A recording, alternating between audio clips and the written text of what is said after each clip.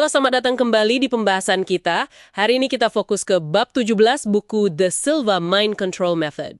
Ah iya, bab yang menarik ini. Betul, karena ini isinya pengalaman langsung dari psikiater ya. Mereka pakai metode Silva ke pasien. Iya, ini semacam studi klinis gitu ya, yang didokumentasikan di bab ini. Nah, misi kita hari ini, kita mau coba pahami gimana sih para profesional kesehatan mental ini melihat terus memakai teknik Silva ini. Terutama buat pasien yang ya punya tantangan emosional. Dan apa hasilnya, kan? Itu yang penting. Jadi, gimana jadinya kalau dunia psikiatri ketemu sama teknik pengendalian pikiran ini? Apakah aman, berguna, atau jangan-jangan malah berisiko? Mari kita lihat. Oke. Jadi, pertanyaan utama di bab 17 ini kan, ada bahayanya nggak sih kalau kita masuk lebih dalam ke alam bawah sadar pakai metode kayak mind control ini? Pertanyaan yang wajar banget. Jose Silva dan organisasinya sih bilang pengalaman mereka sejauh ini, ya, manfaatnya jauh lebih besar dibanding efek negatifnya. Tapi kan itu dari mereka. Nah, ini dia. Justru itu yang bikin penasaran dua psikiater, Dr. Clancy McKenzie dan Dr. Lance Wright. Mereka tuh, gimana ya, penasaran tapi sekaligus hati-hati juga. Khawatir ada efek buruk gitu ya, apalagi buat pasien yang emosinya lagi nggak stabil. Tepat. Kekhawatiran yang sangat bisa dimengerti, kan? Mengingat ini menyangkut kondisi kesadaran. Studi mereka ini serius loh, 4 tahun jalannya. Ada 189 pasien psikiatri yang lagi terapi dan mereka setuju ikut pelatihan Silva. 4 tahun itu waktu yang cukup lama ya untuk observasi. Iya, dan yang menarik banget buat saya, fokusnya itu ke 75 pasien yang diagnosisnya lumayan berat.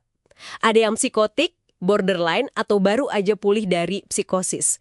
Kelompok sangat terganggu gitu, istilah mereka. Awalnya mereka hati-hati banget, ngirim pasien yang stabil dulu satu-satu. Tapi lama-lama, mereka lebih berani. Pasien yang kurang stabil, bahkan yang lagi delusi aktif, dikirim juga. Kadang beberapa orang sekaligus. Wah, cukup berani ya pendekatannya. Terus gimana cara ngukurnya? Nah, mereka pakai yang namanya Experiential World Inventory, EWI. EWI, itu kuesioner yang isinya banyak banget ya. 400 item kalau nggak salah. Betul, buat ngukur persepsi realitas seseorang. Jadi, seberapa nyambung dia sama dunia nyata gitu kasarnya. Oke. Lalu hasilnya gimana? Terutama buat yang 75 pasien sangat terganggu itu. Ini yang mengejutkan. Dari 58 pasien di kelompok itu yang dites EWI sebelum dan sesudah kursus, cuma satu loh yang kondisinya disebut memburuk secara signifikan. Cuma satu? Dari sekian banyak? Iya, dan itu pun setelah ditelusuri katanya sih lebih karena pasiennya berhenti minum obat sama ada perubahan hidup lain, bukan gara-gara kursusnya. Oke, jadi bukan efek langsung kursusnya ya? Kayaknya begitu kesimpulan mereka. Sebaliknya, ada 36 pasien yang nunjukin perbaikan dramatis. Persepsi realitasnya membaik banget.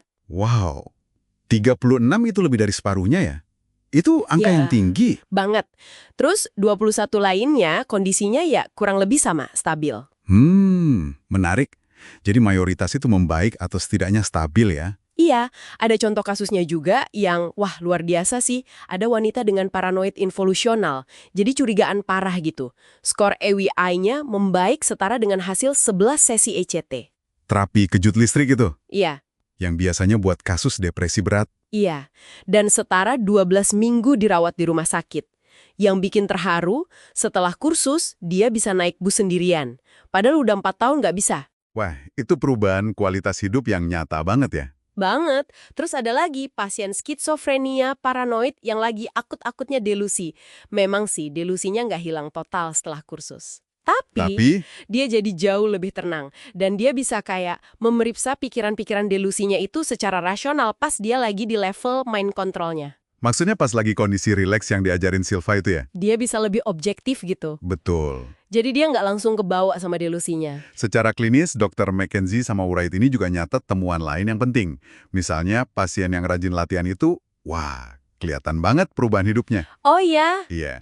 Tapi yang nggak rutin pun, pas lagi ada krisis, mereka merasa teknik ini ngebantu juga. Mereka ngelihat ini kayak pengalaman perluasan pikiran. Perluasan pikiran ya? Dia lebih antusias gitu. Oke, jadi lebih hidup emosinya. Iya.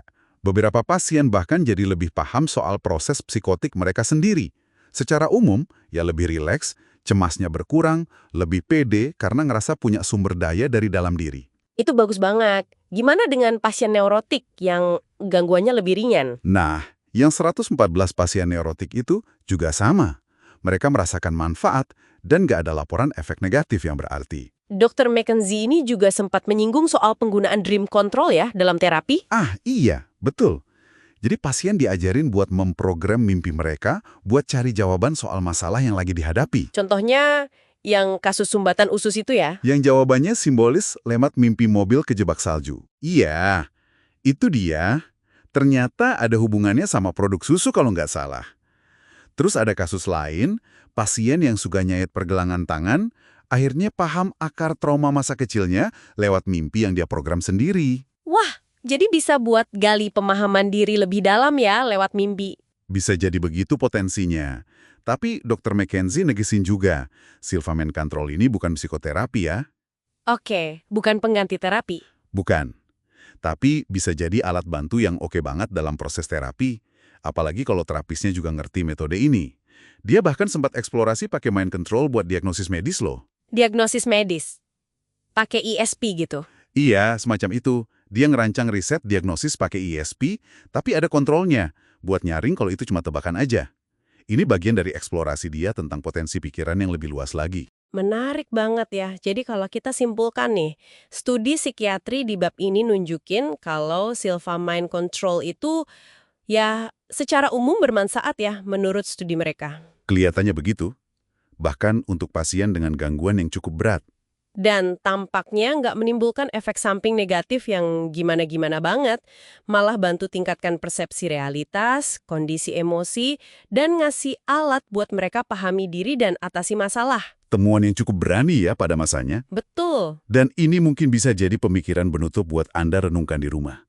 Kalau pikiran kita ternyata punya potensi penyembuhan dan pemahaman diri sebesar itu, bahkan di tengah tekanan mental hebat seperti yang dialami pasien-pasien ini. Bayangkan, kemampuan apa lagi ya yang sebenarnya terpendam dalam diri kita masing-masing yang belum kita pakai buat hadapi tantangan sehari-hari. Apa jadinya kalau kita mulai melihat pikiran kita bukan cuma sebagai sumber masalah, tapi justru sebagai sumber utama solusi dan kekuatan kita?